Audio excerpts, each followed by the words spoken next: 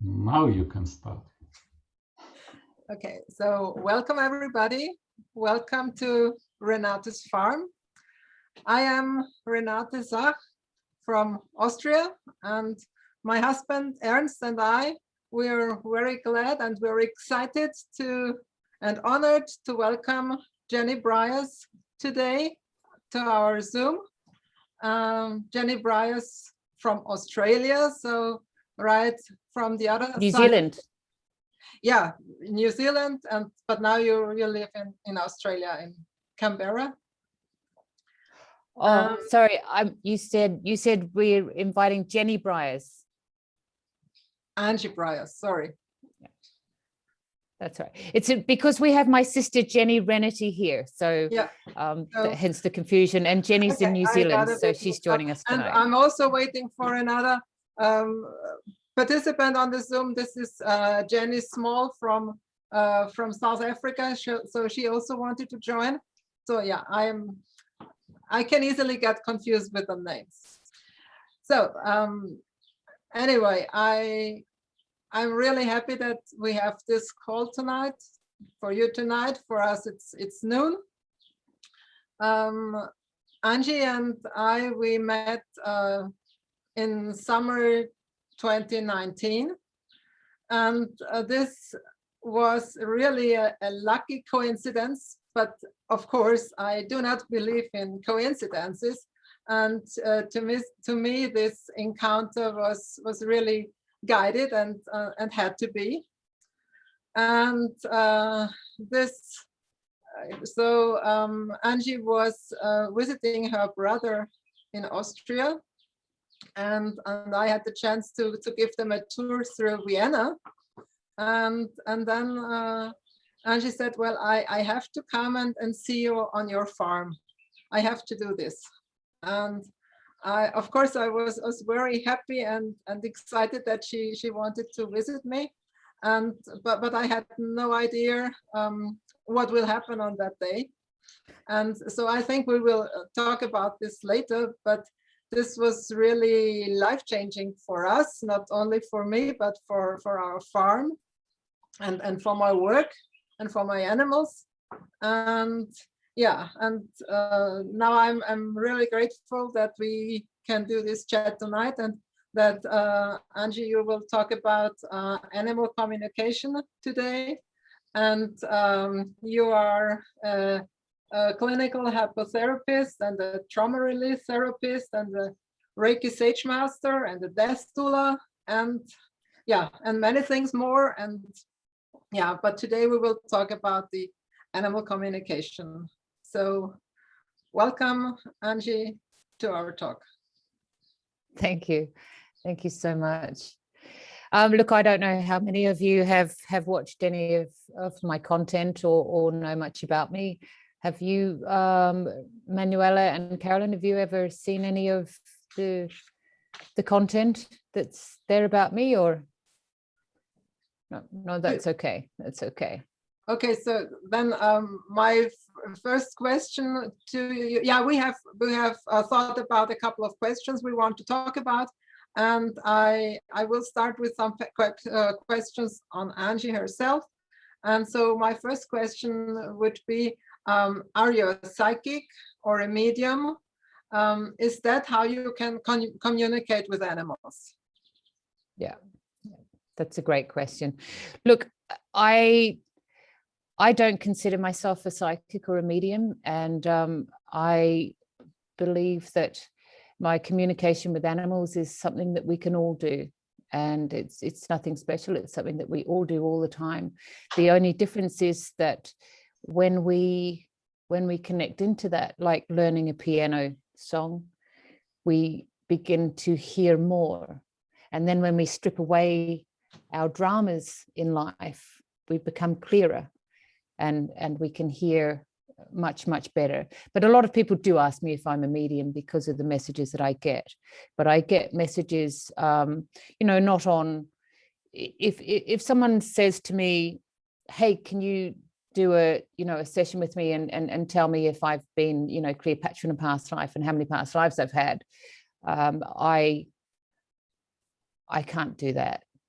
but what I can do is when I'm working with a horse or a person, when I'm connected in with them, I can see things and hear things that they need to know. So, you know, I can feel things. So I'll feel, you know, what's wrong with the horse or with the dog or a person, and I've learned to voice that. And so learning about communicating with people or humans, it's really just a matter of being able to stand inside yourself and just putting everything else aside and standing there. It's almost like in prayer, and it's just standing there and being, and then you'll begin to hear things or feel things, or you know, things like that. So I see a lot, and if I wanted to explain what it's like to do this, you know, what you see, a really good way to do that is that if you all just clear your mind now, if you just clear your mind, and now I want you to imagine a nice hot pie, meat pie, right? You can kind of see it in your mind, right? You get a sense of yummy, you know, the best meat pie ever, and so that's how you see when you're doing this. It's not like the movies where, you know, there's someone standing next to you, or you can, you know, see inside the body of the horse or things like that. But it's almost like you can see it, it's there, but it's not actually visual. Does that make sense to you all? Yeah, cool. Yes, So that's right. Yeah, I think so. Yeah. So that's how you see things.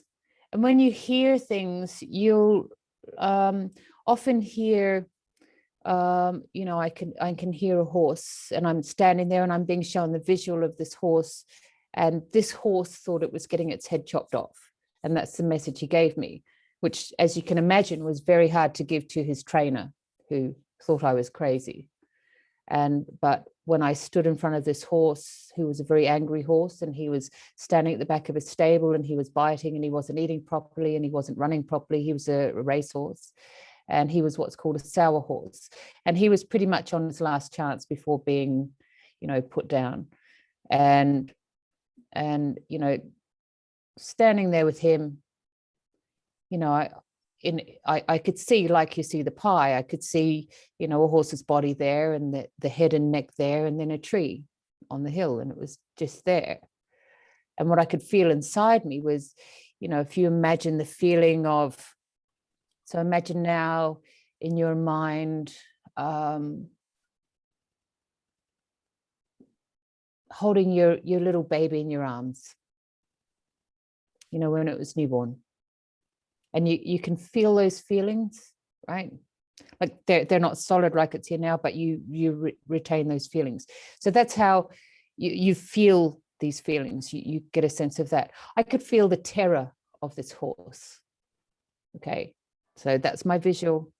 That's the feeling I get. That's not only hearing and seeing, but also feeling. You feel it within your body. Yeah. So I could feel that terror.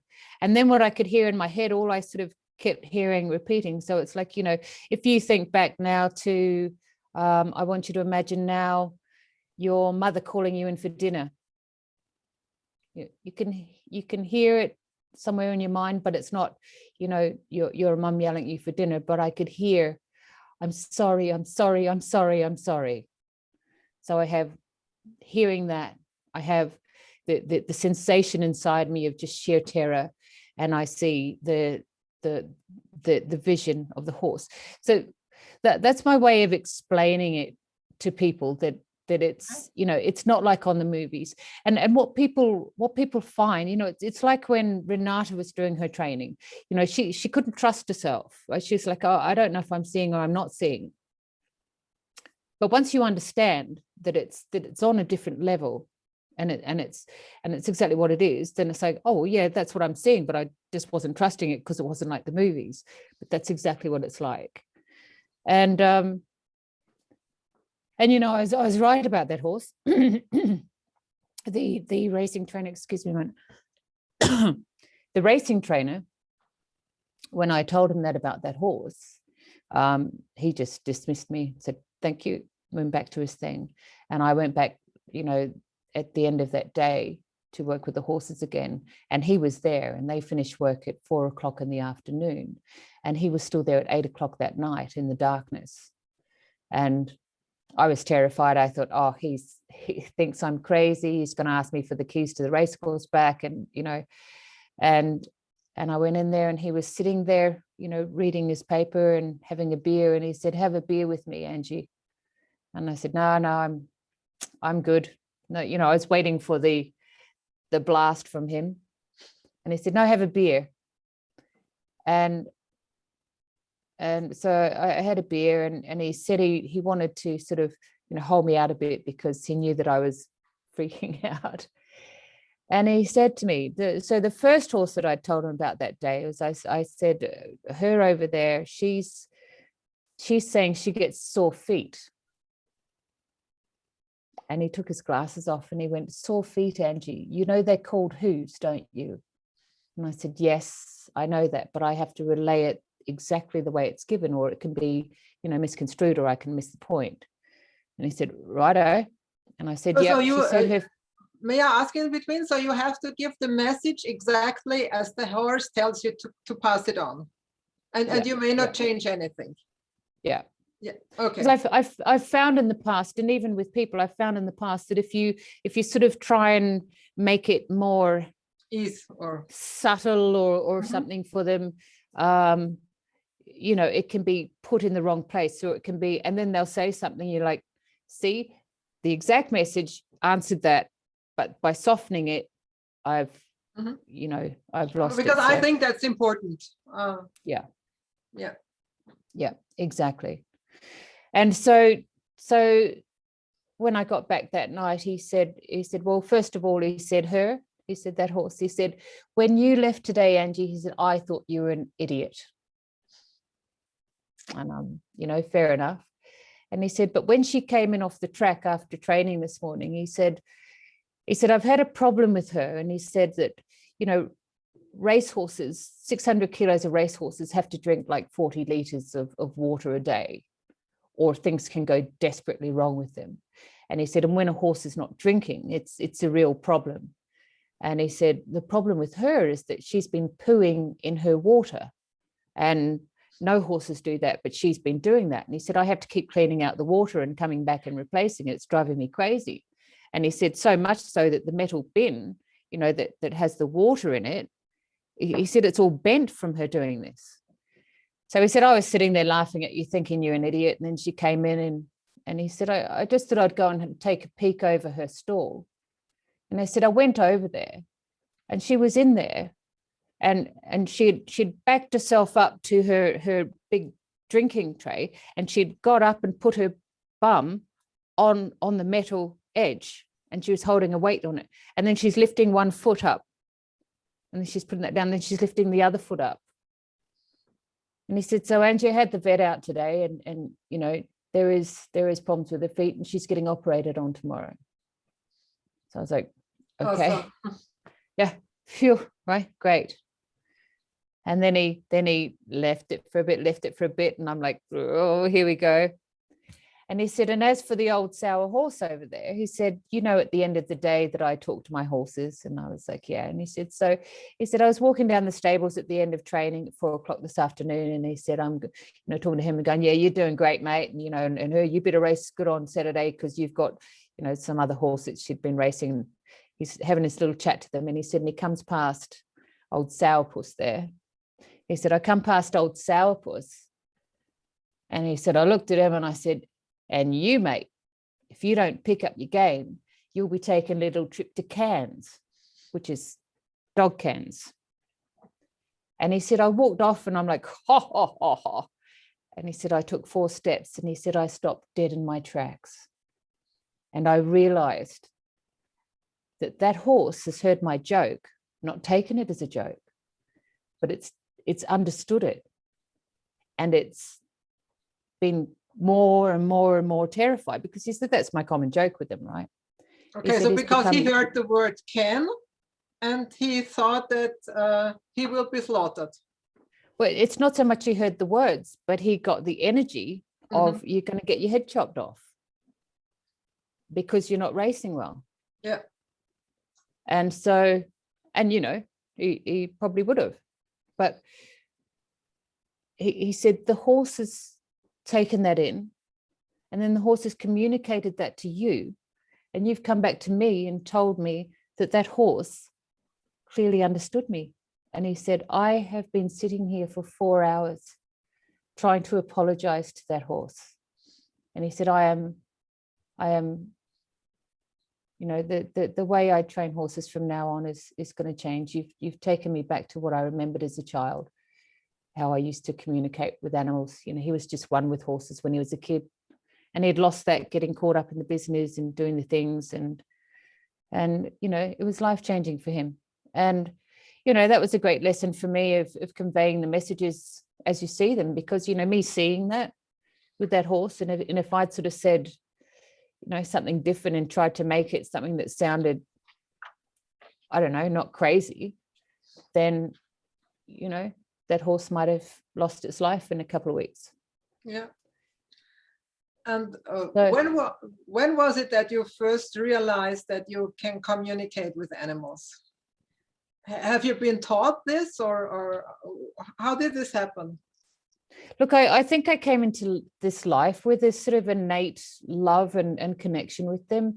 I mean, Jenny, I was talking about how Jenny and Cheryl and I, my other sister, we were talking, and they were remembering that when I was a kid, I was, you know, all sorts of animals were attracted to me, and I was a bit weird, wasn't I, Jenny? And you know, I used to go down to the race course and jump under the fences there, and I'd be brushing the racehorses, and I got into trouble because the staff came out and they're running after me and going, "Get out of here, those things are crazy, what is the matter with you?" You know, and you know, there's me, I'm standing between their legs and, you know, brushing them, and I just sort of never had any fear, and I just thought it was sort of a natural thing. And you know, when I grow up, I want to be, you know, I just want to have lots of animals, lots of broken animals. You know, broken animals were my favorite. You know, when I've got 2 rescues and they're quite pretty, and I didn't want them. I want the dogs that no one else wants. You know, I want the dog with the weird teeth and the, you know, the one ear and because that's sort of, you know, my thing. But really it's become stronger over the years, and it really wasn't until my near-death experience that you know, I got a definitive answer of what I'll be doing and why I'm to stay here. And, you know, that was to teach people, to go out there and teach people that healing is actually really simple, that it is not this great thing that we create the need for a lot of stuff around our healing. We need the thing of like, you know, we need to talk about it for 10 years and then we need to do this, but actually we can do it like that. And, you know, they said, look, you'll be working with animals later on, but that's what you're here to do. And it really wasn't until, I don't know, 2012 or something. And I rang my son, and my son has always done dream work as well. And, you know, he's very aware, he's grown up like this. And I rang him one morning and I said, I had a dream last night. You know, he's 30 now. And I said, I had a dream last night. And he goes, yeah. And I said, I've been told I'm going to leave emergency services. And he's like, oh, great, fantastic. I'm like, oh, okay. And he said, what are you going to do? And I said, well, I'm sort of going to go to Melbourne and I'm going to work with horses. And he goes, okay, what sort of horses? And I said, well, like crazy mother race horses. And he's like, okay, what are you going to do with them? And I said, well, apparently I'm going to heal them. And he's like, okay, makes sense. And I'm like, oh, but, you know, they showed me this crazy horse and like it could kill me, Zach. And he goes, but what a way to go, Mum. So I had no idea what I was going to do. I'd just been instructed, and they'd said to me, you're going to leave your job and it is now time to do what you're here to do with this. How do I do it? You'll find out when it happens, but you need to leave this work. And, you know, you can stay there as long as you want, but we will just make it worse and worse and worse until you do, because you're running out of time. It's time to go and do this stuff now. So that means you quit your job and you followed your intuition? I went to Melbourne and I tripped over someone with a horse, and I tripped over that, and then I tripped over some stables, and then like everything just sort of led to me standing in a stable, and there's a horse that needs me, and I'm like, I'm standing there. I still don't know what I'm supposed to do, and I'm standing there by the stable, and I'm in my head sort of going, please, dear Heavenly Father, I don't know what to do, right? And I'm just like, guys, I'm here, just show me what I'm meant to do. And I just opened up, and I just stood there in front of the stable, and then it just came, and I started feeling, this horse's stomach was the first horse, and I'm feeling something, and I'm sort of feeling this thing in my stomach. I'm like, oh, it's got a tummy ache. And she's like, so what was with this horse is it was a show jumper, and it was very grumpy at the end of winter, right? And it was they needed to get it up and running, and so I'm sort of standing there going, yeah, it's got like a stomach ache. And then I sort of like saw the word staph, and I'm like, is it got staph or something? And I'm like, I don't even know if horses get staph, staphylococcal. I don't even know if they get that, but it's like, she's like, no. And I'm like, okay. And then they were showing me this like a bowl, in the darkness, like the pie, and in it was this like fluorescent green yucky stuff in the bottom, and I'm going, it's sort of like a green fluorescent stuff in its stomach, and of course they're looking at me going, and I'm feeling sick, and I'm like, it's something. They're going, no. And I'm going, oh, it's just, that's what I'm sort of seeing and hearing. And then she said, oh yeah, no, he did have staph, but he's over that. And I said, oh, okay, it's saying that there's just still some stuff at the bottom of his tummy needs to get out. And then I just, I was guided to put my hands on it, and when I was taking my hands down the horse's stomach, it's like it's cool here, and then it gets warm, and then it gets hot like a candle, and I'm going, oh, there it is. And so I start working with that, and I start pushing it, and it wants to go that way. So I sort of just started moving my hand, and the heat was moving with my hand, right? And then we can start here, the horse's stomach is starting to gurgle, right? Okay, and then I'm just following the lead, and I'm sort of working it, and then I got the sensation in my stomach that I wanted to do a big farty. I'm like, oh, okay. And so I said to her, you need to get a shovel. And she's like, why? And I said, just grab a shovel, and it's coming up, and then I said, put the shovel under his tail, and his tail was down, and she's standing there, holding the poo shovel under there, and I'm like, and here it comes, and out came this bright green poo. Wow. Onto the shovel. Amazing. Yeah. And I'm like, thank you. Thank you. I have no idea what that is, but thank you. And yeah, he perked up. He got rid of whatever that bug was. So I still didn't really know what I was doing. I'm just being guided, and I'm still the same. I still don't know how it works. I still don't know, but things refine in. So going from that broad to like, there's something about me with animals, and I seem to calm animals down, and they want to be with me when they're sick, to refining this into, following the guidance. And that comes with emptying yourself out. And just standing that space and being the conduit. So basically I'm like, you plug into the power over here, and then you just plug in there, and you stand in the middle of it, and you'll get these things. So that was how that sort of started, and it just moved, and it's just moved naturally, because I've allowed it to move naturally. I didn't trust myself a lot, but I'd been thrown to this point of you will leave your job, and you will do this, and it's going to be fine, you got this, and you've got to actually start trusting yourself that you are a healer, and that you're not crazy. And probably the more often you do it, the more the trust increases. Absolutely. Absolutely. Yep. Yep. Yep. Like now, you know, I can be somewhere and I'm just like, I don't know, there might be nothing there, might be something there, but I'm just, you know, I hold space and whatever needs to happen happens. And so, yeah. And now it's even possible that you can communicate with animals all over the globe. Yes, absolutely. Absolutely.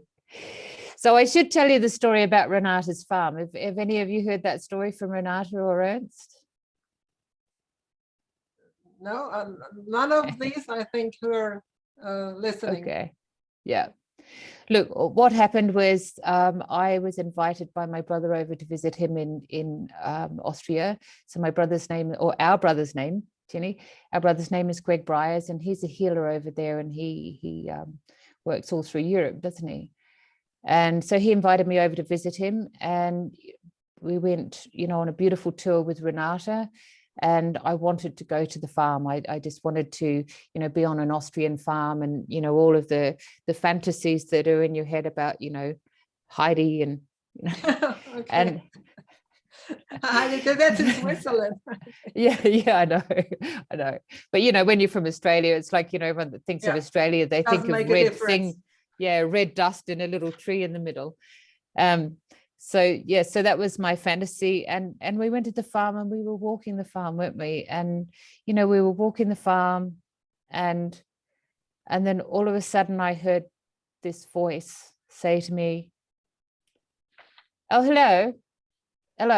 So if you wouldn't mind, so we've all come here to exactly this farm, to exactly this land, to exactly these people at exactly this time, because we're here to work healing humans. And, you know, if you wouldn't mind, we really need these two to get up to speed so that we can do the work that we're here to do. And, you know, sometime in my lifetime would be great because I'm like 30 now. And I'm walking along, and I'm thinking, yeah, that's not cool. You know, my brother's a healer, and then his sister turns up and, you know, wanders in. Oh, guess what? You know, I'm hearing from the fairies about, and so I kind of kept it to myself. But it sort of ended up, you know, I have this situation where if I don't pass on messages, things go wrong. So if I, for example, get a message here and I don't contact the person, and I just kind of think, you know what? Because this is what I used to do. You know, if they want to talk to me, they'll contact me, and, you know, that'll prove that I'm meant to talk to them. And, you know, I'll go out to hop in the car to go and do what I've got to do, and the car won't start, you know, and I'll come back in and I've locked the keys in. So, you know, I just have, I have learned it is what it is. And so then I've created this thing in my mind of it's off my desk and onto yours, right? So if I hear a message, I'll just send it out there, and then they can do with it what they want. And so this is sort of how it worked with these guys. And so then, you know, a few days later, there became an opportunity to, you know, spend some time on the farm with Renate and Ernst.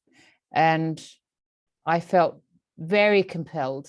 Like, it was just so strong then. It was just so compelling. It was like, you've just got to do what you've got to do. And so I shared this with them. And we took it fairly well. It was kind of like, oh, that's interesting. Rightio. And then I just had this really strong message of like, you have to show her.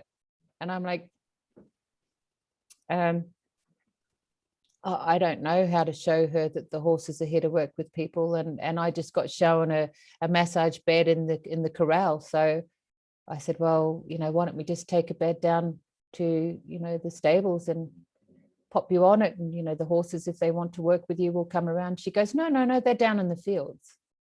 You know, it's the middle of the day.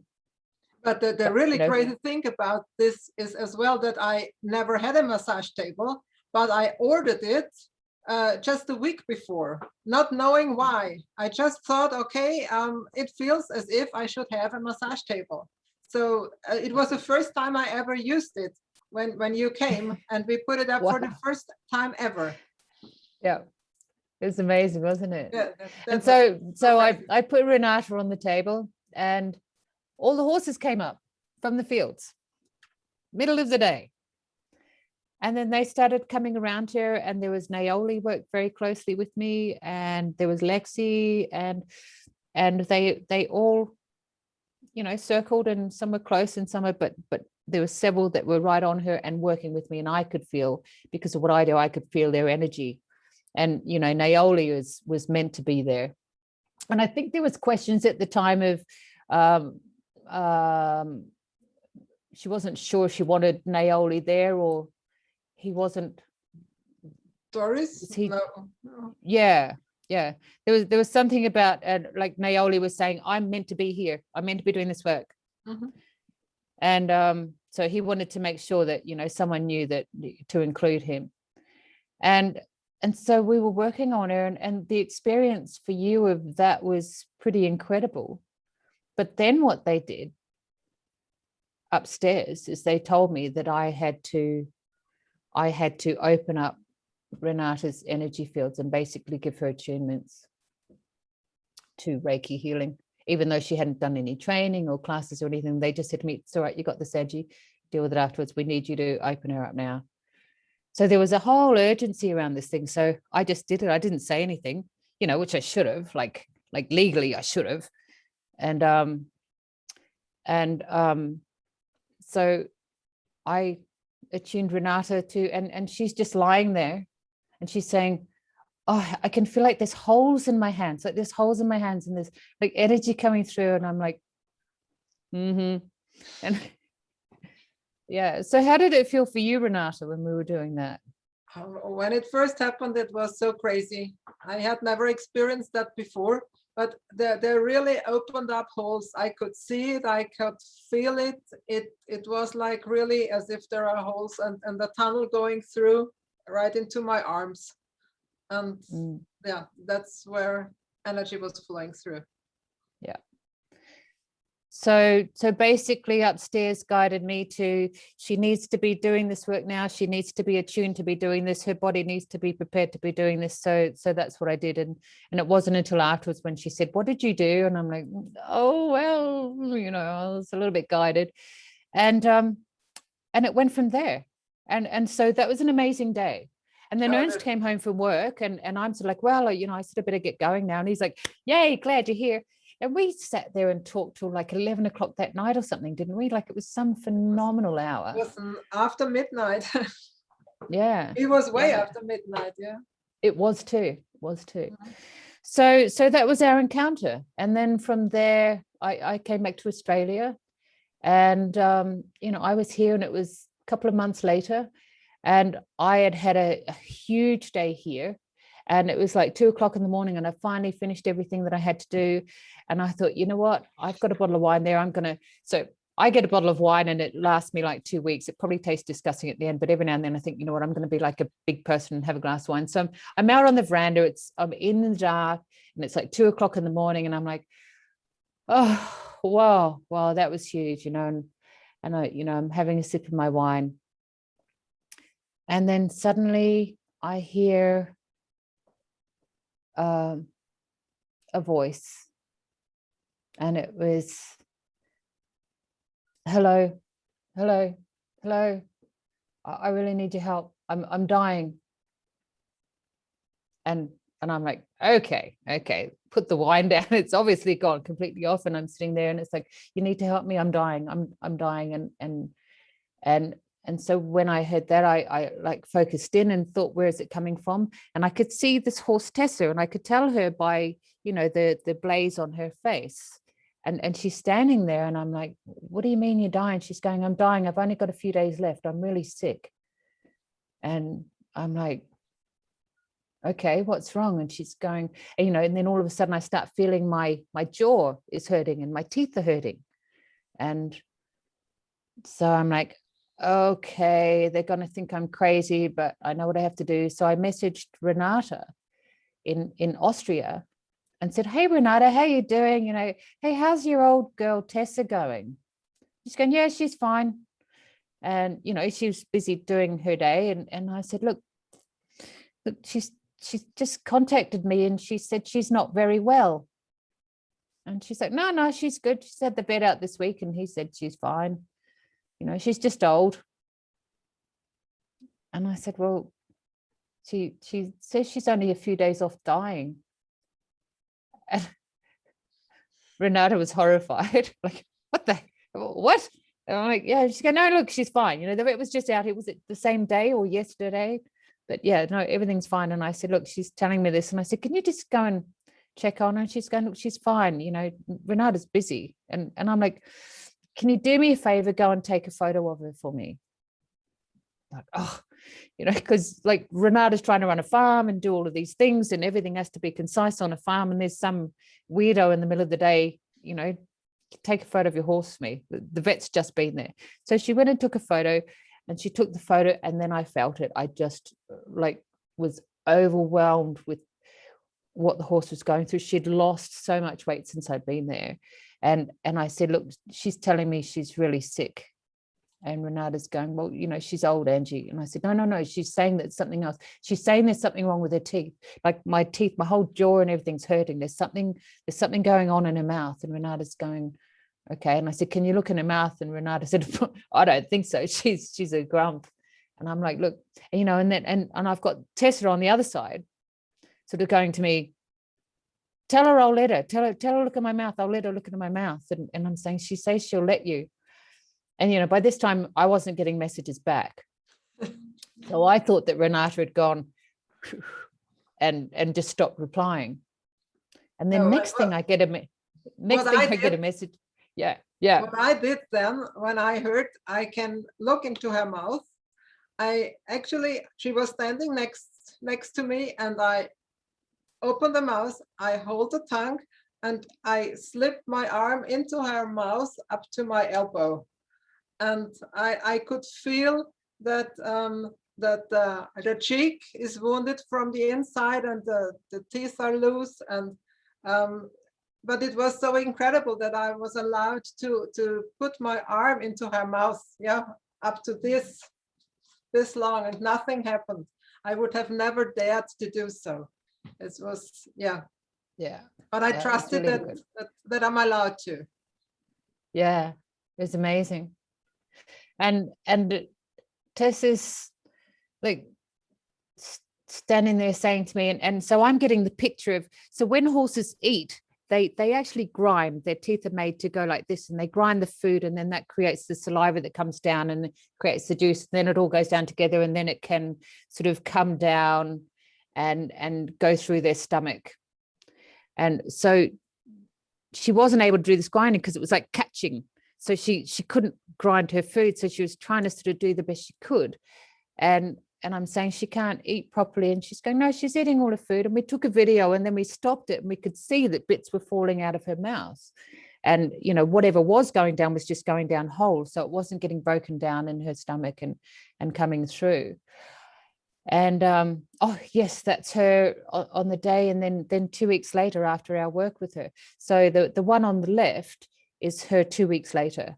The one on the right. Was that the day that we treated her? I think so. It was about the day, yeah.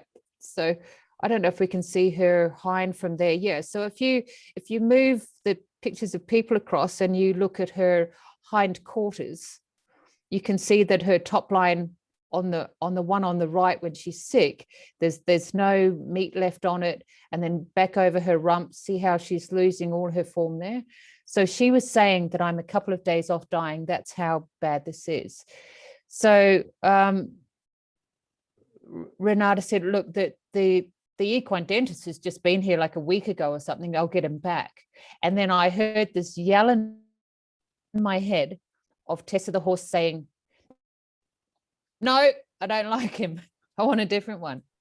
And so she got her teeth fixed, and that was the way that was. But where we went in that conversation was then, so it's all sorted. Someone's onto it. Someone's going to help me.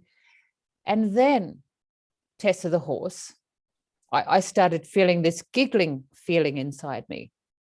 And then I could hear Tessa the horse going, whoa, I can't believe I did that. I'm just talking to someone on the other side of the world to talk to someone standing right next to me to fix me.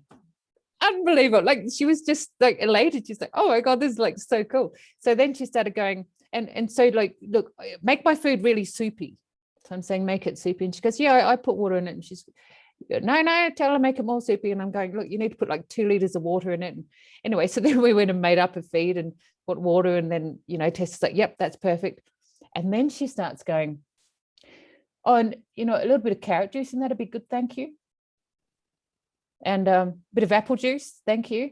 And I'm just laughing because this horse was just like, the feeling it was giving me inside was just this elation and this hilarity of, because Renate, you were saying to me, yeah, it's been strange. She hasn't been eating her carrots lately. And she's going, yeah, no, you can juice it, put it here. And so she had all of these instructions. So that situation there was incredibly eye-opening, wasn't it? It was, yeah. It was, for the last half year she was living, or 10 months, she got apple juice and carrot juice twice a day, in the morning and in the evening, and I poured it above her food, and and soak it in with water, and she loved that. Absolutely. It was just really incredible. And so where we went from there with Tessa was, Tessa then realized that she could contact me. So she started just popping in, right, and contacting me. And I had one of the girls from the embassy living here from Portugal. And, she'd sort of witnessed things, and she'd done some, look, I want to do some work on myself. So we did some work, and then I started training her into Reiki so that she could go back to Portugal with some, some healing skills and some self-empowerment. And she started saying, I'd be in my room and I'd get this sensation of a horse galloping around the backyard, right? And she'd come in from the other end of the house. She'd say, is there a horse here? And I'd be like, I think so. And then, the horse started talking to me and going, so listen, so what I want to do is we need to, she started instructing me how she wanted people taught, let's make a circle. And we started doing all these things and making a circle. And then there are other people around, Renate and Ernst, who were involved in the circle. So we started making the circle. I think we started it with a healing for her, didn't we? Yeah. Yeah.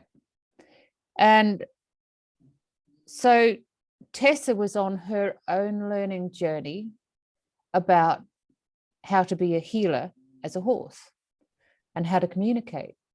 And so then she started communicating. So we had this circle, and then Tessa started communicating with each person in the circle. And she would give different messages, and sometimes she'd give the same messages just so that there could be clarification and validation. And she was amazing, wasn't she? Like the work that she did. And she started working with the horses and teaching them what she knew and how to connect. And it's just been the most incredible journey that, went so much further from there. But, like how did you guys feel when, after the tooth thing? How did you feel about it, Ernst? Because you're a psychologist, very high up in your industry, and you're, this is like weird stuff to your industry.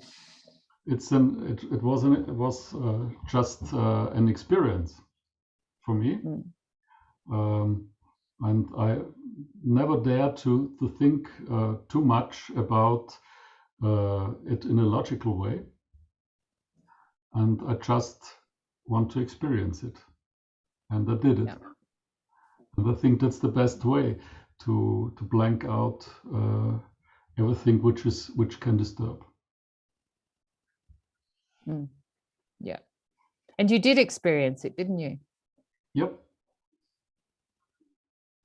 Do you want to share that?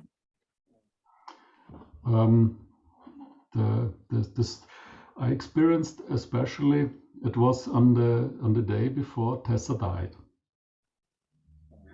and she in the evening she was already falling down, and we helped her, and she finally was standing again, and she was feeling much better than before. and I was going down to the other horses, and I think I was opening a fence.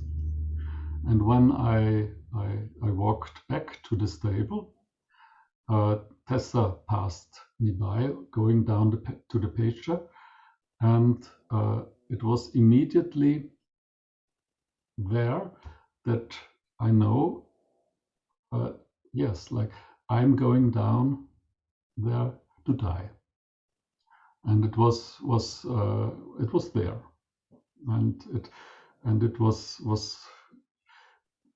but it was okay. It's also with the same thing, the same feeling. It's okay. I'm going down there to die, and that's the way it is, and it's the right way. Yeah, and it was just an experience. And she did the next morning. Yep. She went down there because it was just on evening, wasn't it, when you had the conversation with her? Yeah, it was not in the evening. More. It was already dark. Yeah. It was already. When you got up in the morning, she was there by her. In the morning, then I was waking up with the feeling that it's not time. That it will be. Yep. And this morning we found her laying under the tree where I already saw it before, and the herd was standing next to her, and she couldn't get up anymore, and she was about to die.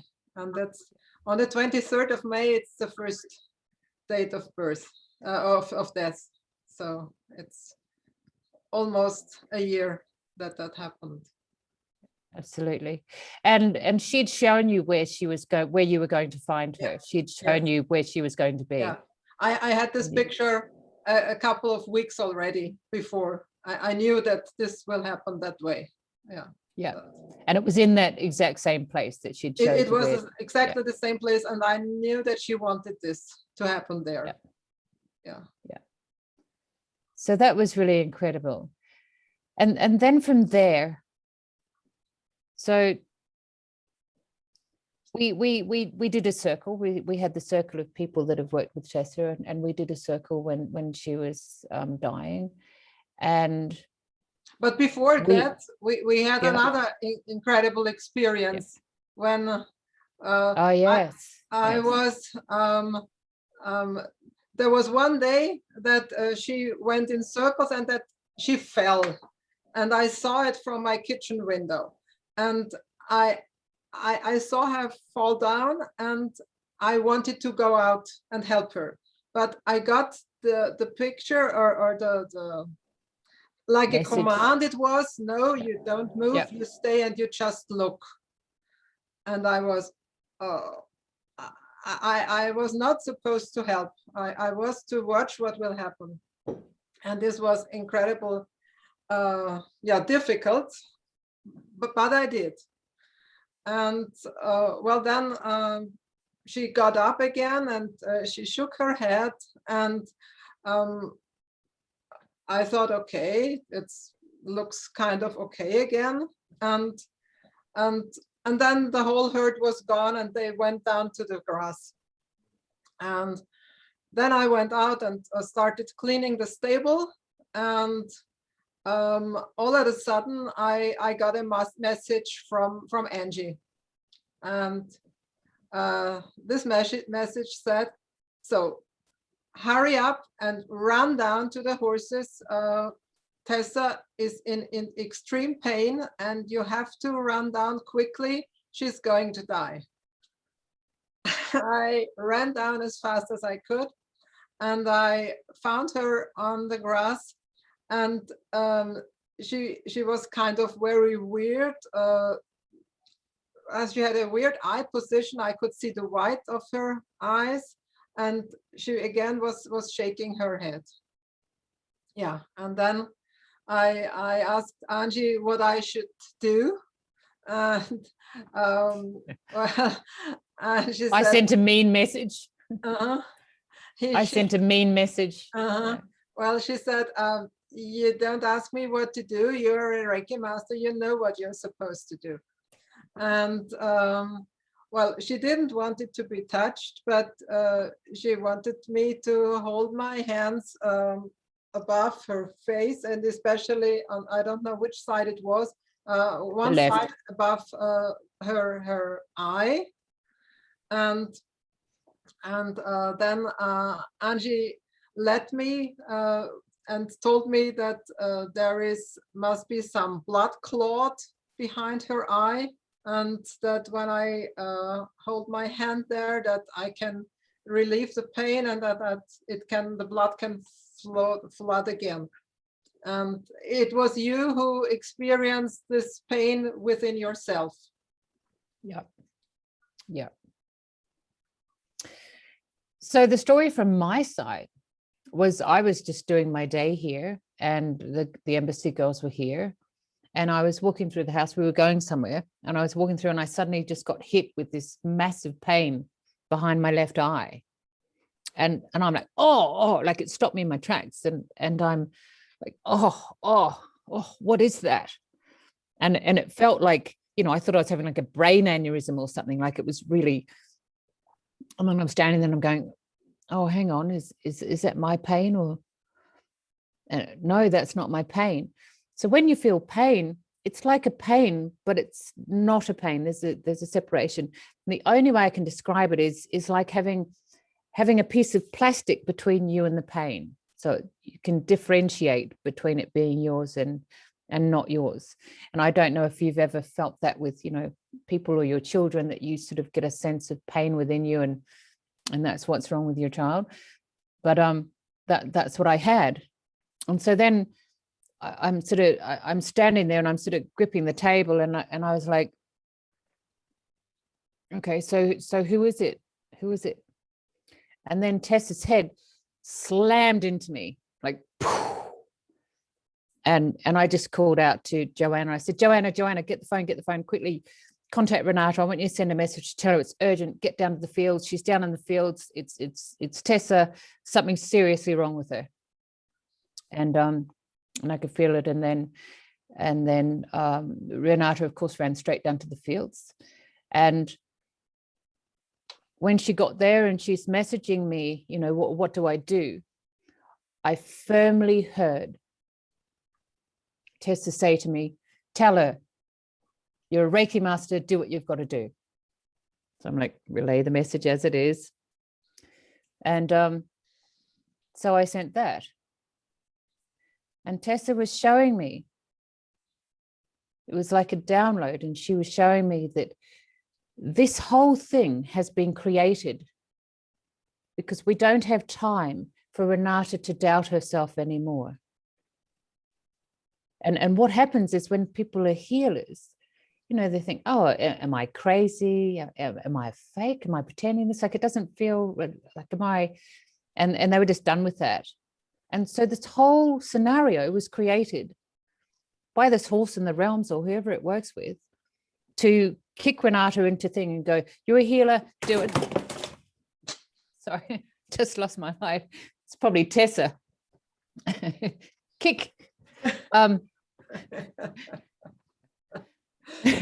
because it all made sense then. That first I was not allowed to go down and help when she first fell, but then I had to run down and do this work and this healing session on her. Yeah. And so, you know, if you just, like, if you've heard nothing else tonight, if you take that little tiny scenario and you think, so a horse, right, clearly has a clear view of what we're doing and who she is and what her training's been for the last 2 years and what she should be doing and what she's not doing.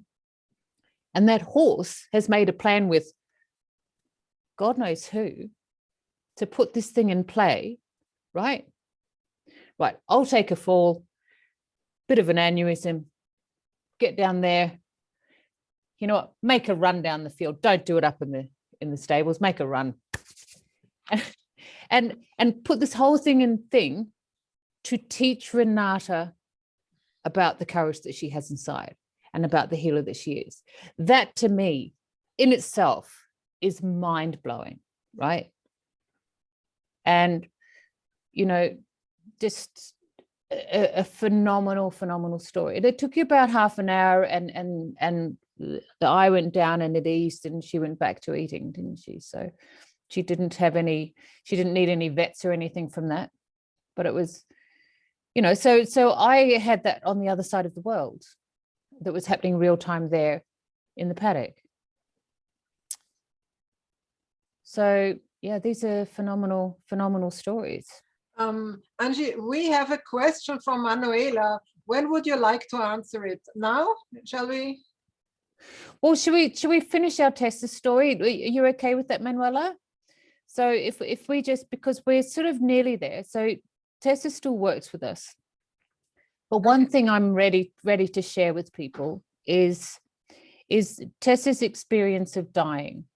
Now, we all have it, you know, I have a lot to do with terminal people and dying people and, you know, NDE experiences and things like that. But I want to share with you the most incredible thing that has ever happened to me in my life, beyond anything else, is this horse allowed me to experience her dying from her point of view. And I just think it's something we can all learn from and understand from. And, you know, if you're all comfortable with that, I'd love to share that with you before we continue on. You all okay with that? Okay. All right, cool. So on the day of Tessa leaving, so she had already told Ernst the night before, hey, bud, I'm going down to die under my tree. So yeah, you got that for the morning? Yep, you're all good. Okay, cool. She's gone down to do that. They've come out in the morning. She's already shown Renate, this is where I'm going to go. So, you know, so they get down there in the morning and she's prone. And so I linked in with her, and I immediately had this sensation in my hip, right? And it was like my hip joint was like aching. And I could hear her saying to me, yeah, I've got this, I'm going, but I can't concentrate on it because the pain in my hip is so like annoying. It's just overriding anything. You know, when you've got like that searing pain and you can't concentrate on anything else because that's just, you know, frustrating you. So it's like having a migraine and trying to, you know, read a book or something. And so she's saying, you know, get them to put something between my knees. So what happens with the horses is, you know, their legs are like this, but when they're prone, it's sort of, it's held down like that. And so the pressure on the hip bone pulling out was quite severe. So, you know, I sort of sent a message and said, look, she wants something between her knees. And I knew they didn't get to it because I could still feel that pain all the way through. But they've found it there, then they've got to organize vets, and they've got like, they just, you guys were just flat out trying to, you know, organize everything. And so I'm there with her, but she's sort of, you know, she's talking about, okay, I'm going, and they organized a circle, and all of the circle, you know, joined in their own homes and connected in with Tessa. And, you know, first incredible thing is that Tessa had a conversation with every person in that circle separately and at the same time as she was dying. Mind-blowing, right? And so she was doing that, and they said, look, we'll get the vet out, you know, we'll give her the green machine, which is, you know, euthanasia. And she's like, yeah, no, I don't want to do that. I can do this myself. And I mentioned that, but, you know, I'm not there, right? I'm not on the ground, and they can see the pain and how long she's been there and how, you know, desperate it is. And so she goes, no, I can do this and do this. And so then she's there and she's going, okay, all right, yeah, I'm ready to go. Tell them to put their hands on my forehead, right? And give her Reiki, or put energy and light into her forehead.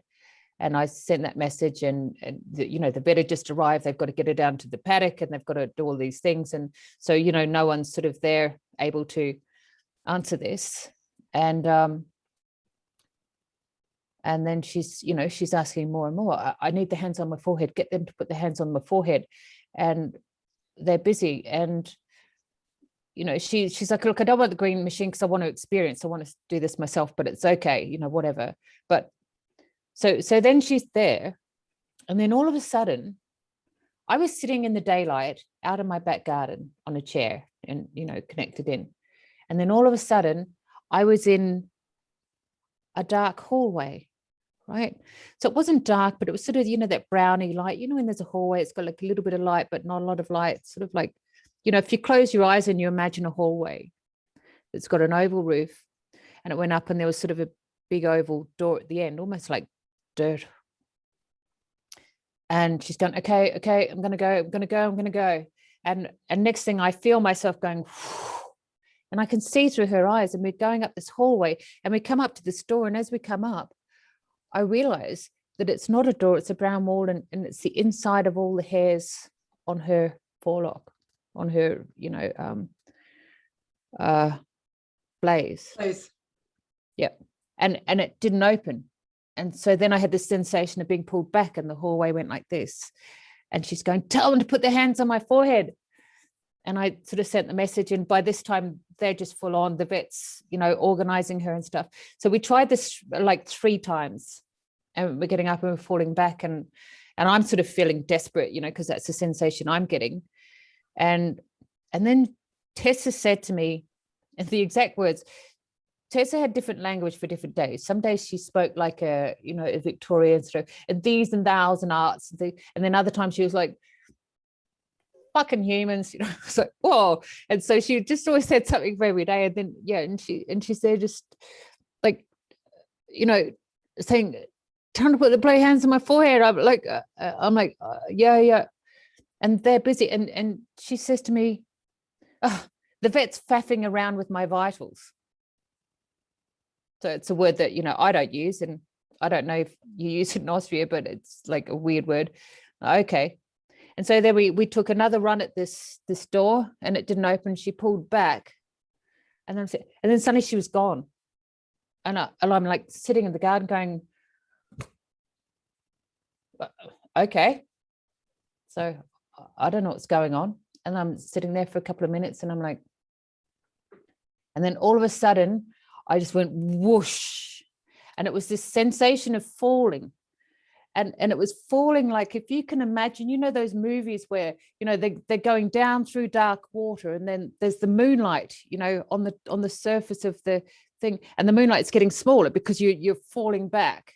So I fell down through this, what I call water, like 2 stories, this black water with the moonlight. And I'm just like, the sensation of falling. So it wasn't an awful feeling. It wasn't a painful feeling. It wasn't scary. It was just like, whoa, right, check that out. And then all of a sudden it just went, and it was like one of those stages for a TV show where it's all white. You know, when they do the, you know, the comedy heaven shows, and, you know, God's just there on this big white screen. It was exactly that big white screen. And then all of a sudden I saw this black horse, this shiny, healthy black horse with a red tartan coat on it. And all I could hear was like, whoa, I did it. I made it.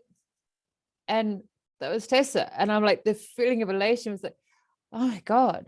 And so then that was it, right?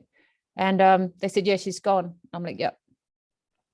And then we talked later, and I said, look, I saw a tartan coat on her, and Renate said that when she was there, she'd seen the tartan coat too. And Joanna, who was here in her room crying and joined in her circle, she's going, she had a coat on, it was tartan. I'm like, 3 of us saw the tartan coat.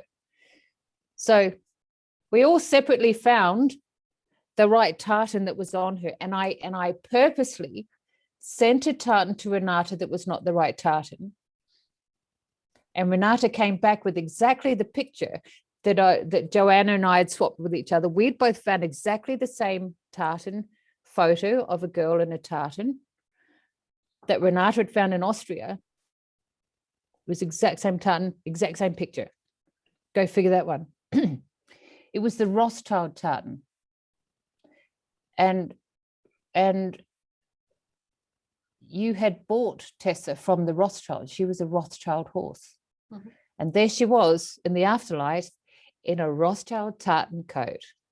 And that to me is like, and mic drop, you know, like, wow. So that's the incredible story of this horse. And that is one of the most incredible experiences I've ever had in my life of being taken through. So not only how a horse would go naturally, so now I sort of understand that they go through their fall off, but how it felt from her side. You know, she was no longer in pain. She was no longer in things. She's like, you know, she's actually in there, and her body probably looked terrible with what was going on in the physical, but she wasn't aware of any of that. She was actually sitting there going, oh, I'm going, there it is, there it is, there it is. Okay, you know, and exiting the body. And that's why I think that prayer when someone is dying, you know, helps to open up those portals, and you know, Reiki and all of these great healing tools are just amazing for people that are passing.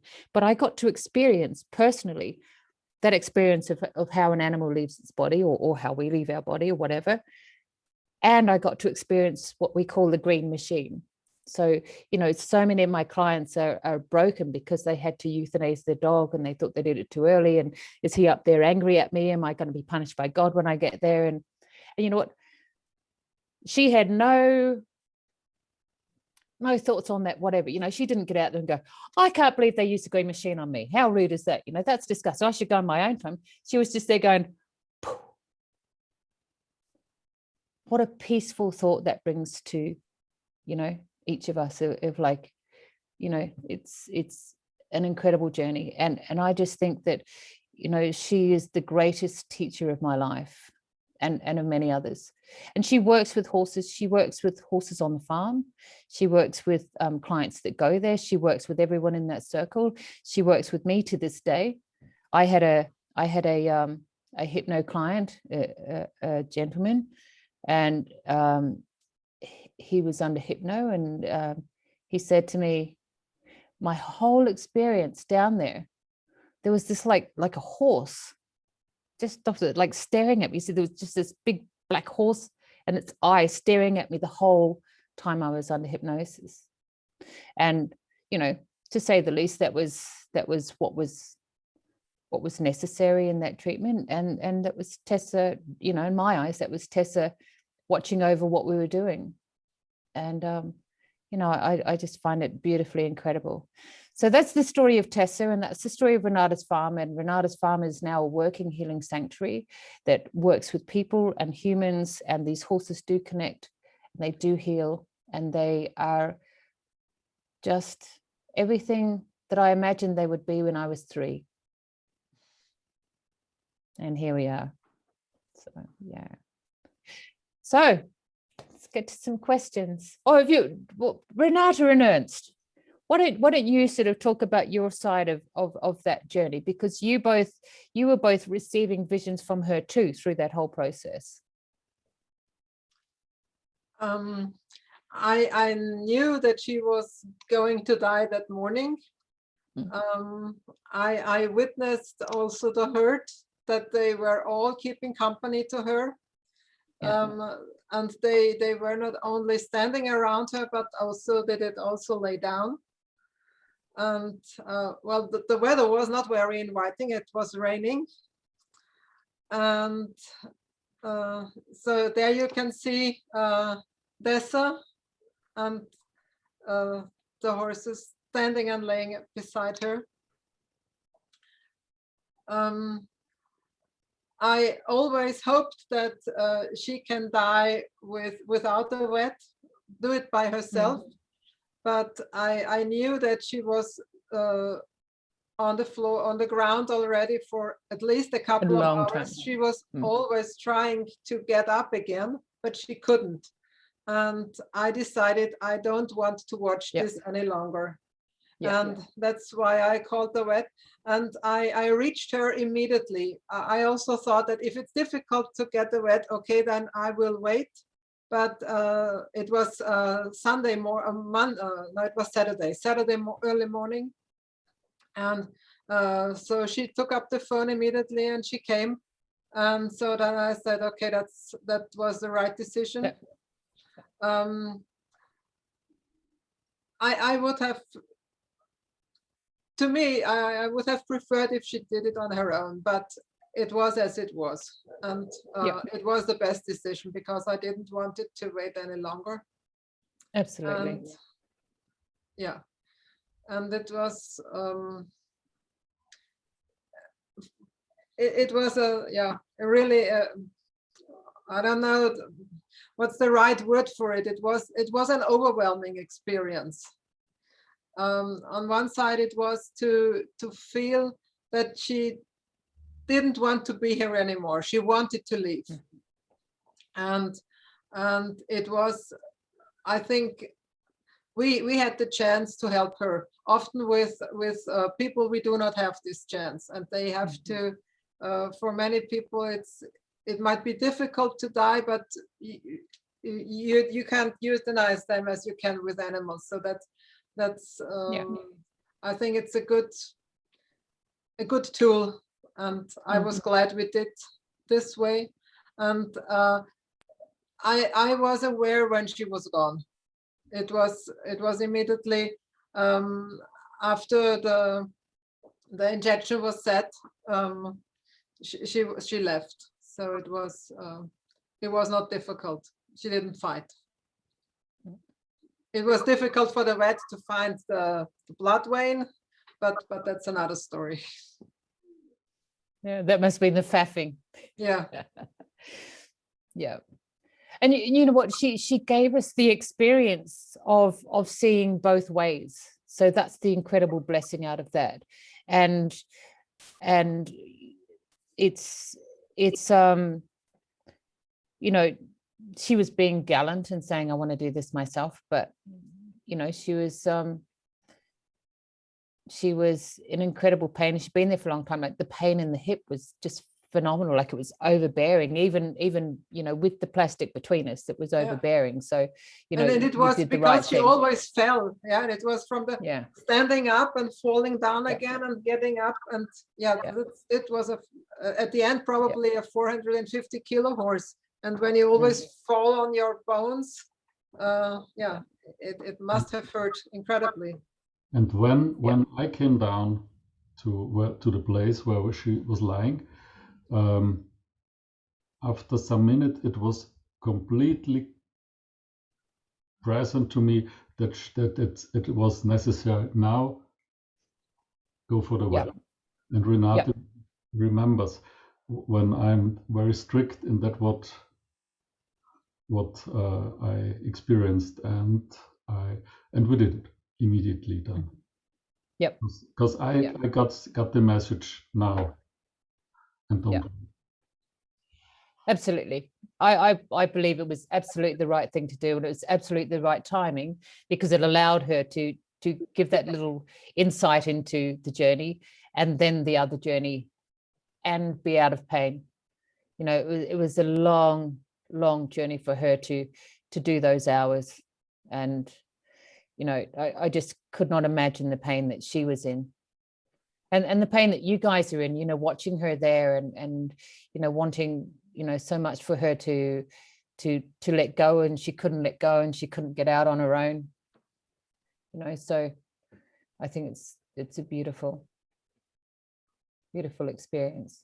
And you know, so when she was saying, you know, I don't want the green machine, it's like, but you know, whatever, do you know what I mean? It's like she just wanted to try and get out there herself. So have we got any questions? Where are we up with our questions? Let's go to some questions now. I think I've raved on enough. Yeah, so Manuela had a question. So, hello. Hi. So first, thank you for this deep healing story. It touched very, very much. So I'm really in this resonance. But I'm also very strong connected to horses. I'm healing horses. I hear them. I feel them. I'm getting pictures in any way. So my struggle now is really in the beginning, it started that the horses really started to talk to me, because one day I asked, please universe, how can I contribute horses? Yeah. And then they started to talk to me. And in the first it was only horses where I know the owners, they are friends of mine. So one horse said, I have arthrose, please tell it to my owner. Yes, okay, thank you. Please tell it to my owner. And yes, I did this, and the owner said, my friend said, no, she didn't have this, she didn't have any pain. And 3 weeks after, one chiropractic, yes, he told the owner she has arthritis, yes. So now it happened that horses started to talk to me where I don't know the owner. They are very strange people. So yesterday I was with the herd, and there was standing a white horse, and she had pain in her back legs, and there was the owner and also some vet, and I saw the owner is really in a shock, in a panic, and only see the horse and the doctor, and I got the information. And so for me, it's really, this is my struggle. It's really difficult. So am I allowed to go to this person and say, oh, your horse told me you have to do this or that? Yeah. And then I went into the herd on the farm, and there's another old horse, and he's reconnected. He was out of this herd for 1 year because he also had a pain in his leg, and now he started to be reconnected. And the horse, he told me, I'm very anxious, I'm afraid, and I don't want to connect to the herd, and can you show me how to do? And the owner, he was not here, she was not here. And then I asked the horse and said, okay, come on, I'm here. We will do the first steps and the next steps, really. And then at the end, he was at the herd again, and he was taking grass, and he was so relaxed. And so I said, okay, I say to myself, so what can I do if I don't know the people? And the horses are always coming to me and say, please do something in a very directly way, not so please, could you please? So here I am, I have this problem, please. Yeah. And this is this is a struggle for me, because I feel my heart so connected. And if the owner is not ready to take this information, yeah. Do you have some experience or similar experiences? Or look, very, very, very much so. And you know, I struggled with it for a long, long time. And you know, if they need me, they'll ask me, you know, and if you guys need them to need me, then you'll make it so. That's not how it works. They're sort of like, no, you're the receptionist, you've got to go out and get the, you know. So I really just ended up, if you start looking around you now, and you start looking around that when you've got messages that you don't want to give, just start looking around at your everyday and start looking at what's being held away from you. Because you can communicate, they need you to communicate. And perhaps sort of moving into that field. So like Renate's now, I've trained Renate to, you know, Reiki animal communication, and, you know, Reiki master, and, you know, perhaps having that piece of paper, right, will assist people to take you seriously, because that's the hardest thing is people taking you seriously. Yes. When, you know what, the horses are taking you seriously, and, you know, the realm's taking you seriously, and the realm's kicking your bum. It's like, well, you know, how do I do this? People, for our stupid reasons, need the piece of paper. Oh, you know, so it's like the racing trainer for Moody's who have, you know, the, you know, Black Caviar and world-renowned horses here. He said to me, you know, Anjii, I've worked out what your problem is. He said, you can't come to our stables and I can't pay you, and I can't send a bill to, you know, Black Caviar's owner and say, so, there's a $400 bill there because someone came and talked to the horse, right? He said, but I can send him a bill there for vet nurse Anjii. He said, I think you need to get that piece of paper, do your vet nursing. I have a lot of piece of papers. I did Reiki. I did 7 years Indonesian healing work. I have a lot of pieces. This is not the problem. Yes. So what's stopping you? What's stopping you from going up and saying, look, I know this is going to sound crazy, but I just have a really strong sense that your horse has got arthritis. Can you look into it? Like, can you, maybe put some brewer's yeast into the diet that'll make a big difference and stuff like that. Yeah. I think it's very, like yesterday, the situation, the owner, she was only focused on the vet and the horse, and she didn't recognize me. So my feeling was really, it's now not the right time to interrupt, say, here I am, and I could contribute. Hello, I'm here. Here I am. I'm this is the what's healer. wrong. Yes.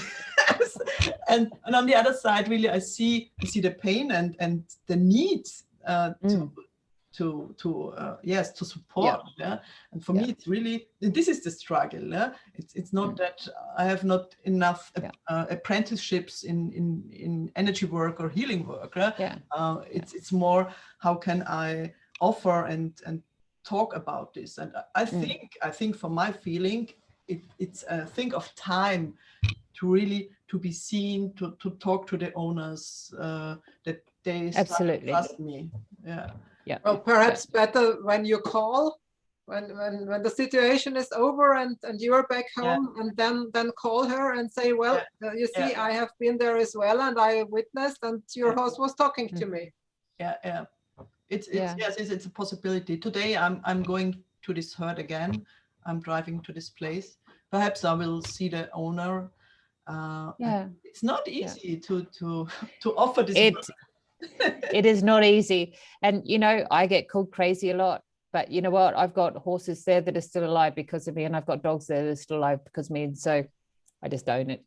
And it's like, the owners can take it the way they want. I had a racehorse that was, broken down, and his issue was that his trainer was extremely stressful. And so, she was stressful, I'm stressful. And it's like, we've got the racecourse down. I don't know what's wrong with her. It's like, so I'm getting out there and he's like this, and she needed to step away. And I had to talk to her and say, you nearly cost that horse's life today. What do you think his problem is? And she went, me? And I'm like, no, but she didn't listen.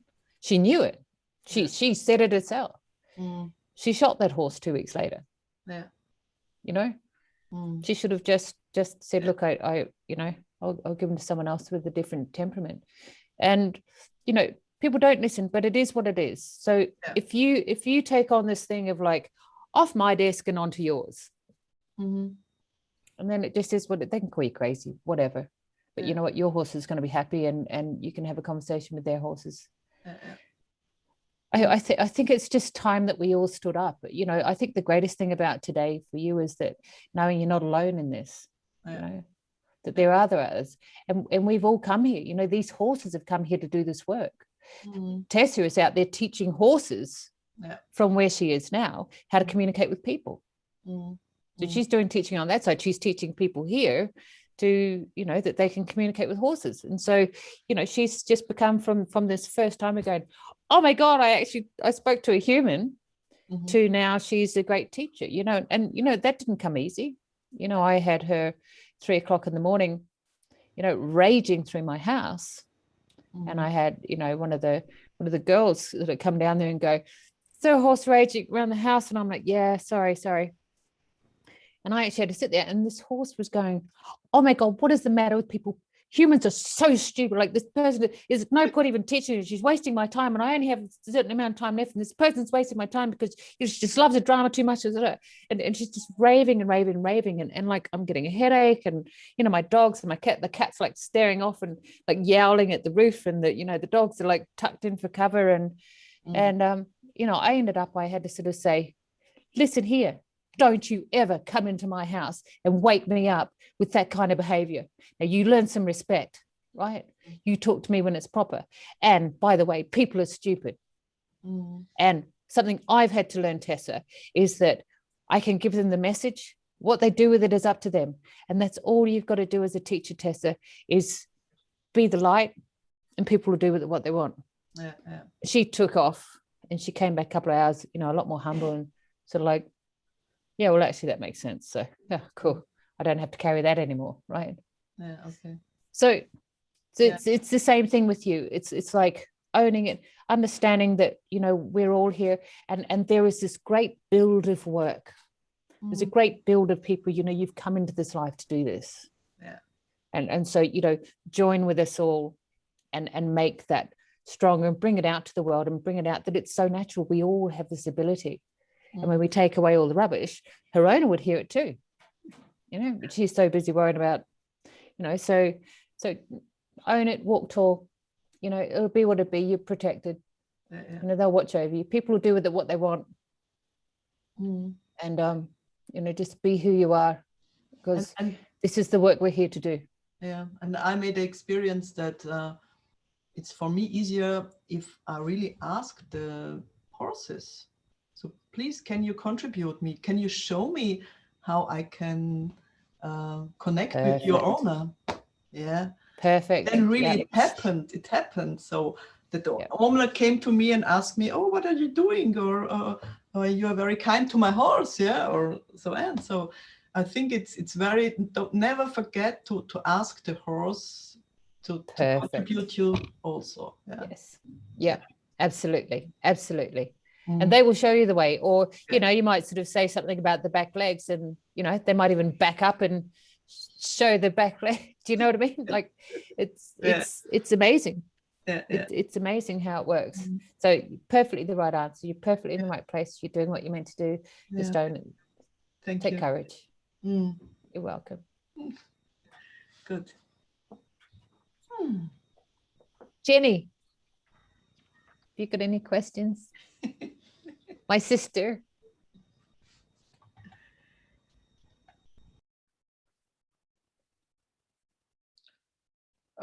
Perhaps we can talk about how important the places are for the horses. I think that's a nice story as well. Yes, absolutely. Absolutely.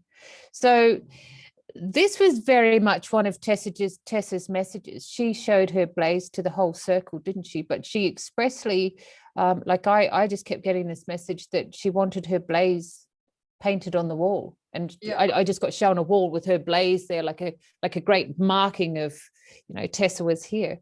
And the importance that each one is individual as DNA is to us. And to horses, apparently the blazes on other horses or the markings are really important. I don't know what that importance is, but to them it means a lot. And so I now look at them differently and I recognize them differently, and understanding that maybe is the portal to their to their work and their connection and things like that. So, but yeah, Tessa was the first one that said that. And even since then, when Pascal left, Pascal wanted his little blaze up there too, right? Yeah, right. So I painted, so you can now see on the screen on the left-hand side, on the left side, it's Tessa's place, and you can see her on the picture, as well as Pascal next to it. For me, it's whenever I look there, of course I see both of them standing there, and it's like they are both watching over us, over the herd, over our place. And that's the look we have when we look out of our living room window. So beautiful. Yeah, and I really love that to watch and to see this. And I'm really curious why it's so important to them. I understand that it's like a fingerprint, me too. But I really wonder what makes it so special. And how about horses who do not have a place? Exactly. That's my question. It's like some horses don't have any, but they have markings that horses recognize. So they can recognize that horse in a herd of 20 horses with no markings.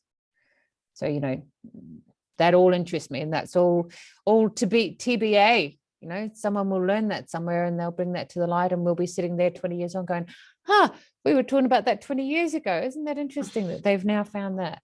That's really amazing. Yeah.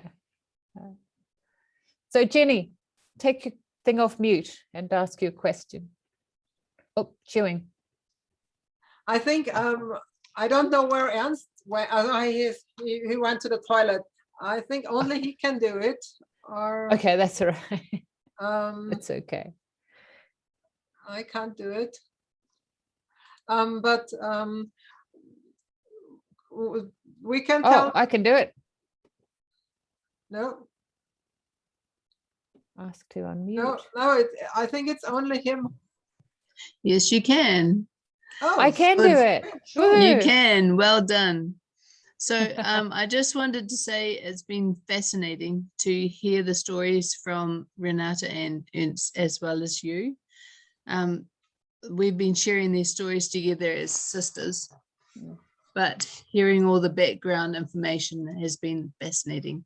And thank you so much for sharing it. It's really brought the kōrero, there's Māori, the stories to life for us. It's fascinating. Thank you so much. Thank you. You're welcome. Thanks for being here, Jenny. It's like really an honor to have you here, you know. Thank you. Really nice. Well, like Anjii said, I've always noticed in her that she has an affinity with animals right from when she was a little girl. She'd prefer the company of horses to people. So, when she was a little girl, she'd bravely go off to the racetracks when we were still too scared to go down the road. So she'd just disappear for hours to go and brush the horses. Yeah. So it's been something that we've noticed with her as her gift to humankind and animal kind for all her life. So it's wonderful that she's feeling confident about her gift to be able to help animals. It's awesome. Thank you. Thanks, Jenny. You're welcome. Yes, So thank nice. you. Yeah, it's beautiful. Beautiful. I actually just had an image of me. I remember going to the dog pound and we'd take the dogs for a walk and take like 10 at a time, you know, take them for a run. And, you know, a lot of the dogs that go to pounds aren't very happy dogs. But yeah, it's beautiful journey. I'm so glad to be here. You know, I'm actually fulfilling my life's dream. Do this. Yeah. Okay, so if we got any other questions, guys?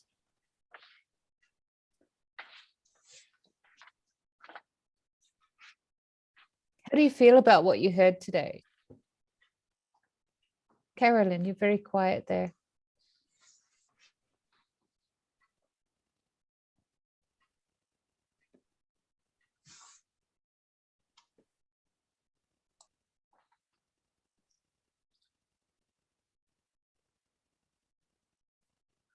Ernst, if Carolyn shall say something, you have to unmute her. Now it's possible that everyone can unmute by herself. Themselves. Beautiful. That's Ich bin perfect. sehr gerührt von der Geschichte und habe einfach fasziniert zugehört und mitgespürt. Okay, I'm overwhelmed by the story I heard, and I'm fascinated, and I felt with my body. Beautiful. Wow. Wow. Has it changed the way you think? Hat's was geändert daran, wie du denkst, wie du denkst? Nein. Is it confirmed War vorher schon what so. you already know? Hat's das bestätigt, was du weißt? Ja. Yes, it did confirm what she already knew. Yeah. Beautiful. Beautiful. Manuela, how are you feeling? So for me, it's really good to see that there are a lot of ways how we are able to communicate. We are able to communicate with horses or with animals, and how they are communicate with us. So Yeah. and the important thing is to find your way. If you are more the visible and you see the inner pictures, or if you're more the one who hears, and this was so fascinating. I'm getting information very in a compact way and very clear. So, and not such in long pictures or so on. So, and everything it's okay. So really, okay, wow, it's interesting how it is, the possibilities to really empfangen, receive the information, and also what is possible to do, really to ask the horses, or to say, now here is the boundary, it's enough, this is my space. Yes. Also to say stop. This is also Absolutely. a new, not a new, but it's like I remember this is also a possibility to do. Absolutely. And a really deep story, and a wonderful story for an animal communicator to go this way with an animal to death. And on the other side, really, yes, the animal is aussuchen, missing the words. Choose. The animal is choosing the mediator also. And the animal knows you are able to go with me this way. You have the power. And this is really, I'm trusting this. So if an animal is talking to me, or if I have this connection, then I'm able to go this way. And this is the trust, how this is so beautiful, really. It is, isn't it? And it's it's why I'm allowed to be here now, and really it's just to pass a simple message to people like yourself. Like, you're doing it, keep doing it, walk tall. You are one of the gallant spirits that have come forward to help heal the animals that we've harmed for so long, and to bring understanding to people, and empathy, and change the way we walk on this earth.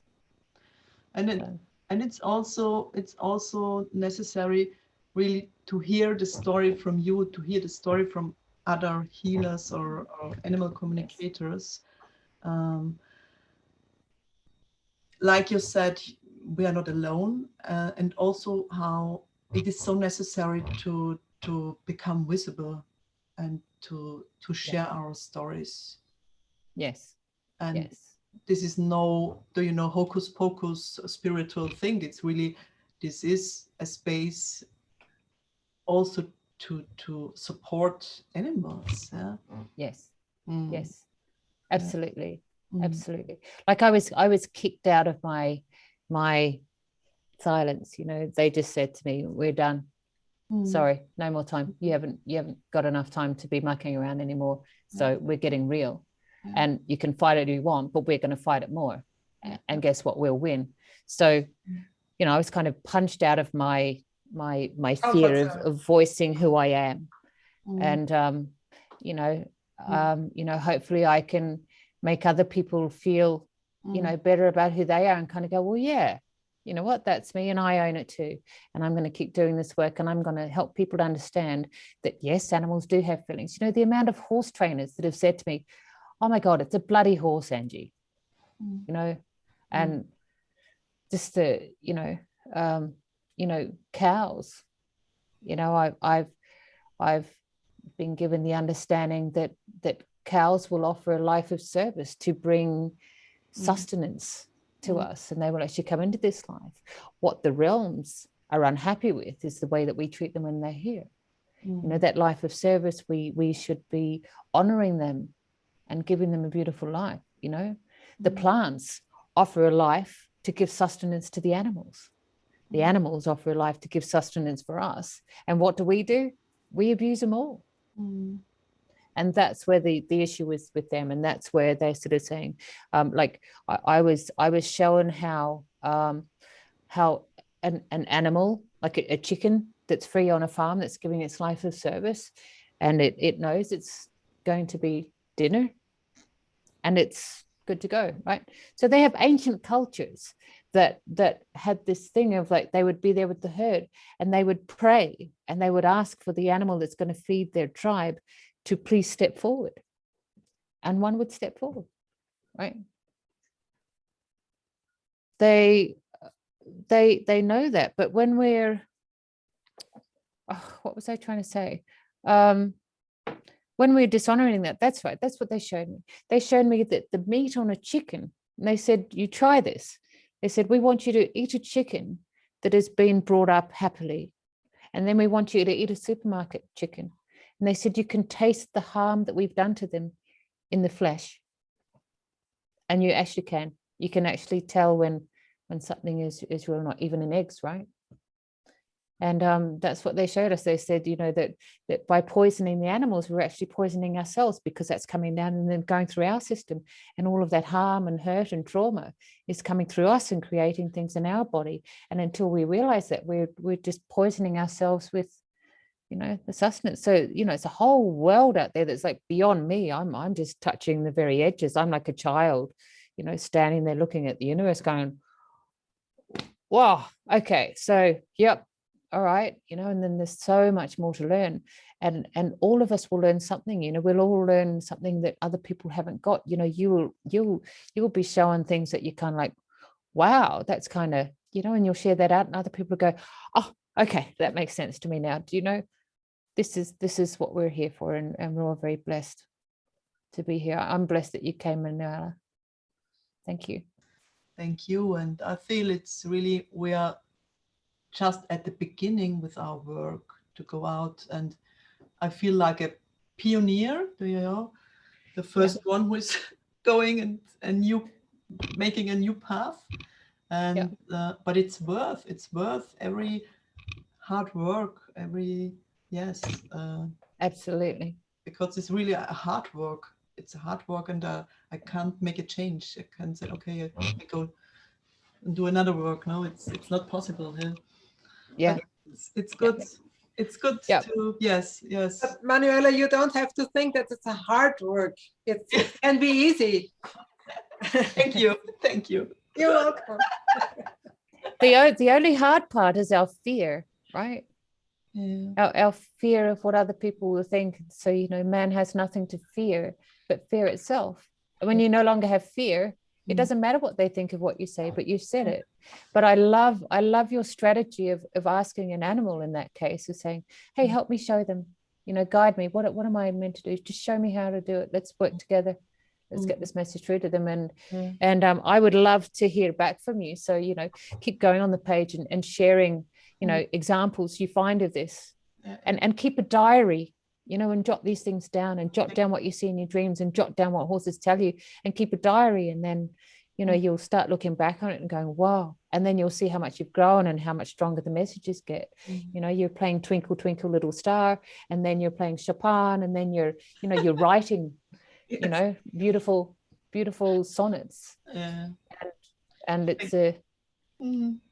Perhaps we can briefly tell the story from Pascal, who told you, Anjii, that he has lost his mother. Oh, yes, darling Pascal. This was really crazy. Yeah. So Anjii was getting the information from Pascal that he lost his mother, and I always said, no, that's stupid, because Tessa was not his mother. And but Anjii was getting always the same message, and it absolutely doesn't make sense. And it was actually infuriating you, wasn't it? You're like, she's kind of like, oh my God, he's not his mother. I'm like, oh, and I was thinking, how can Anjii forget that Tessa is not Pascal's mother? That's I somehow got angry because I thought, well, she always gets it wrong, or she can't remember. Well, till finally, last I think it was beginning of December, last December,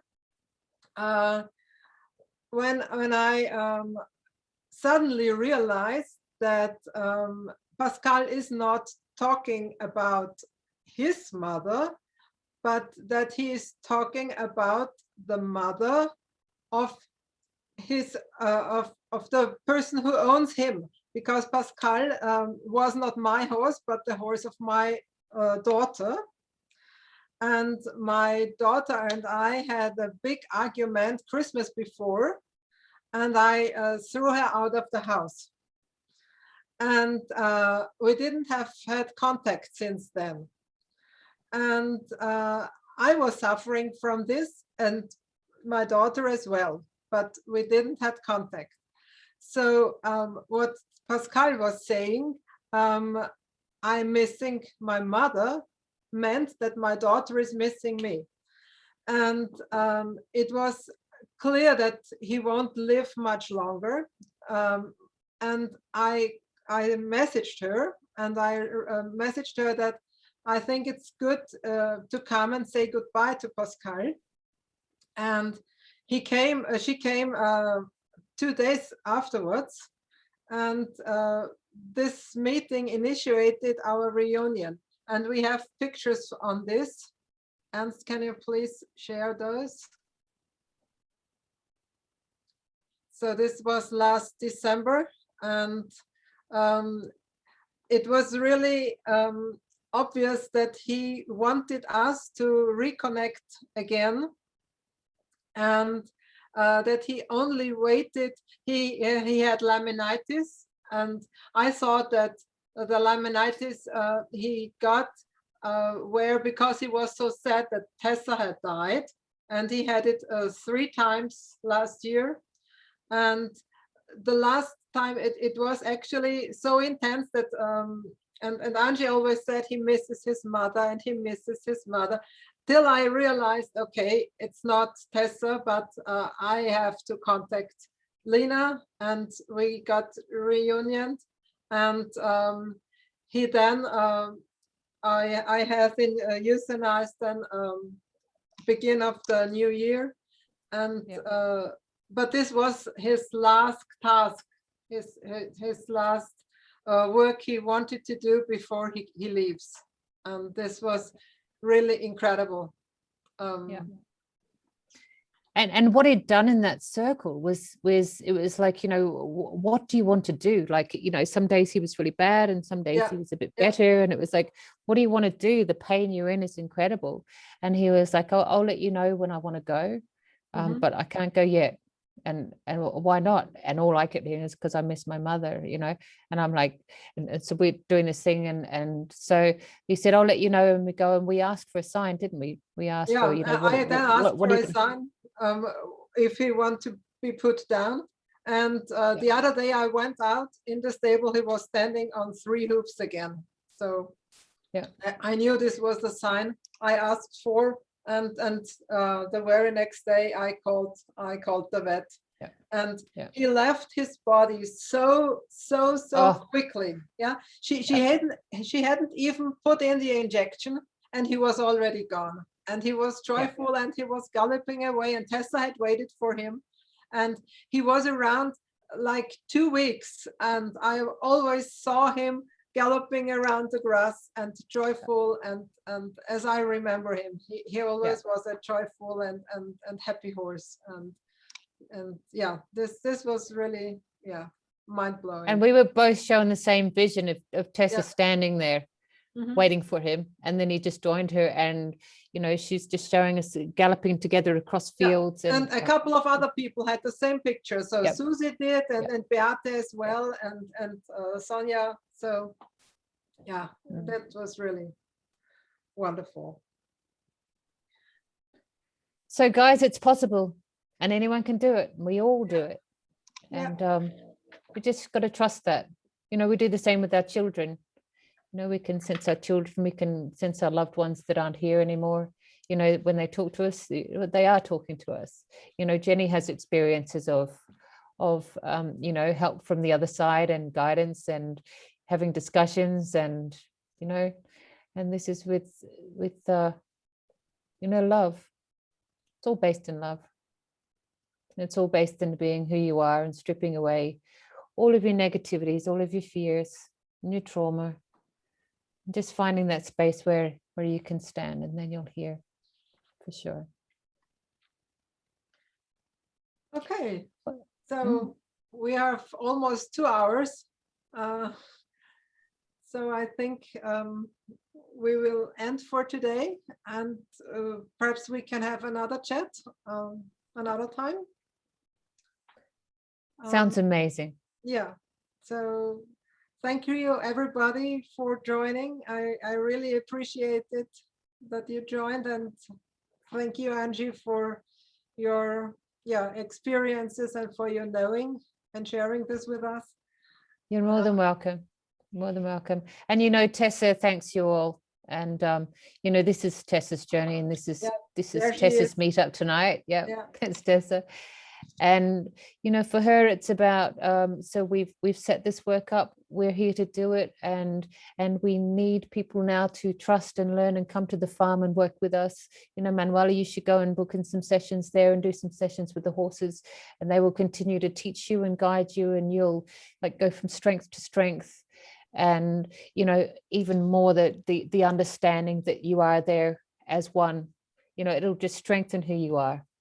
And you know, work with Renate and Ernst and Manuela already she was one summer she put up her tent on the field. Ah, wow. And was staying there for a couple of days and sleeping there as well. So they were around her tent during nighttime, and wow, she knows the horses. Yeah. Beautiful. Well, look, thank you all so much for your time. I feel very blessed that you came and shared this with me and asked such great questions. And you know, I feel all of your energy, and I just I'm really grateful, and just walk tall and be exactly who you are. You know, there's nothing special about it, but there's everything special about who you are in your heart, and that's what makes you a healer. So thank you so much. Okay, thank you. Thank you, Renate. Bye-bye, thank you, everyone. Ernst, for all of your work. Yeah, thank you. Bye-bye. Bye-bye.